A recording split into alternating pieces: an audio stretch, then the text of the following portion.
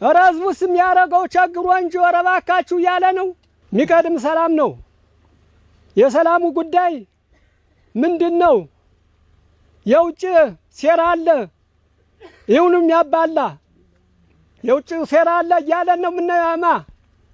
በእውነት እኒህ ወንድሞቻችን እኛ ጎናችን የወጡ ማን እየገደፋቸው ነው? ማንስ አይዟችሁ እያለው ጎናቸው ሆኖ ነው?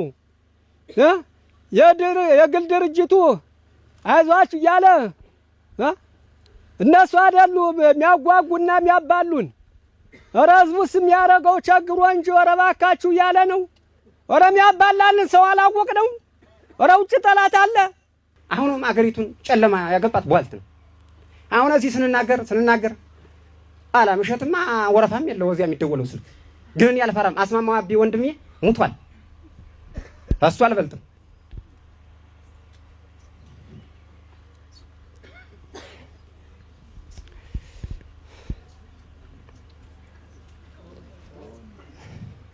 መንገድ ትላላችሁ። መንገድ ማን የሚሄድበት እኔ የፈለገው ሰው ቢሞት ከገርጨጩ እጅ አላድም። ከቀበሌው ከቤቴ ጊዮርጊስ ከጊዮርጊስ ቤቴ ከተማዋ ሻይ ቡና ምል ከሆነ ልመጣ እችላለሁ። በቃ እዚህ ከብቶችን እንጠብቃለሁ። ማን የሚሄድበት ነው መንገዱ? እንግዲህ የምናለቅስበት ነው ልቅሶ፣ በመከራ በደስታ የምንሄድበት ነው መንገድ። ክሊኒክ ምን አምቡላንስ አለ የምንታከምበት? አስፋልት ይሰራ። ማን የሚሄድበት አስፋልቱ?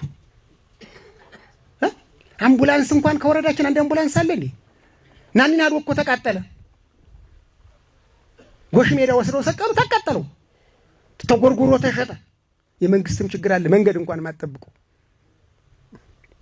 መንግስት ስራውን ይስራ፣ እኛም ደግሞ ከቧልታችን እንቆጠብ፣ አንድ እንሁን። ሰላም የሚመጣ አንድ ስንሆን፣ ስንመካከር፣ ሙላችን ሰላም ፈላጊ ስንሆን